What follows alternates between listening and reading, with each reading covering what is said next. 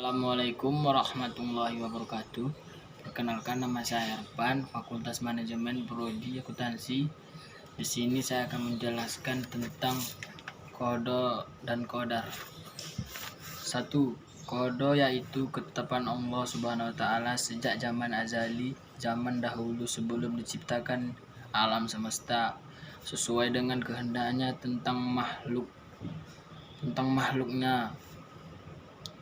Qadar yaitu perwujudan dari qada atau ketetapan Allah SWT Subhanahu wa taala dalam qadar tertentu sesuai dengan kehendaknya. 2. Bagaimana pentingnya beriman pada qada dan qadar? Beriman kepada qada dan qadar mendorong anak pada setiap yang seimbang antara optimisme dan tawakal. Dua hal ini akan berjalan dengan baik dan seimbang jika kita percaya dengan adanya qada dan qadar. Allah Subhanahu wa taala melatih diri untuk lebih bersyukur dan bersabar kepada Allah. 3. Takdir itu bermacam-macam. Sebutkan satu persatu dan jelaskan dengan singkat. Takdir terbagi dua, yaitu 1. Takdir mualak. Takdir mualak adalah takdir yang bertanggung pada ikhtiar seseorang atau usaha menurut kemampuan yang ada pada manusia. 2. Takdir mubram. Takdir mubram adalah takdir yang pasti terjadi dan tidak akan diubah oleh manusia. Lagi seperti 1. Kelahiran, kematian, jenis kelamin ataupun jodoh.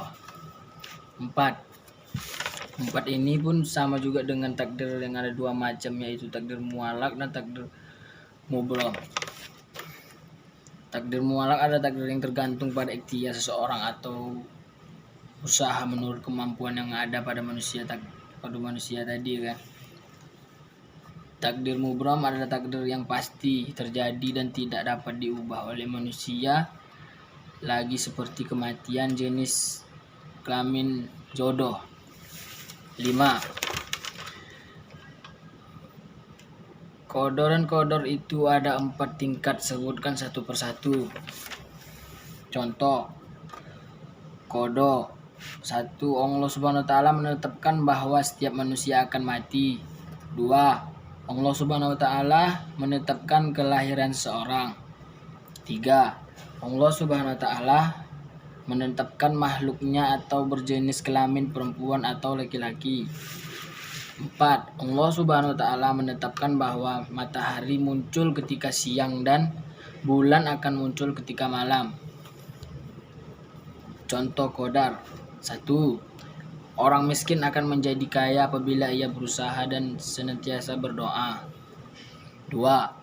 Orang bodoh akan menjadi pintar apabila ia belajar dan dia ingin selalu berdoa. 3. Jika seseorang ingin senantiasa sehat, maka ia harus sholat, olahraga, dan makanan bergizi. 4. Orang yang sedang berbaring di rumah sakit akan sembuh jika ia optimis, akan sembuh jika ia mengikuti saran dokter dan selalu berdoa kepada Allah Subhanahu wa taala. 6. Apa hikmah beriman pada wadah dan qada? Hikmah beriman kepada wadah dan qada mendorong anak kita kepada sikap seimbang antara optimis dan tawakal. Dua hal ini akan terjadi dengan baik dan seimbang jika kita saling mempercayai. Waalaikumsalam warahmatullahi wabarakatuh.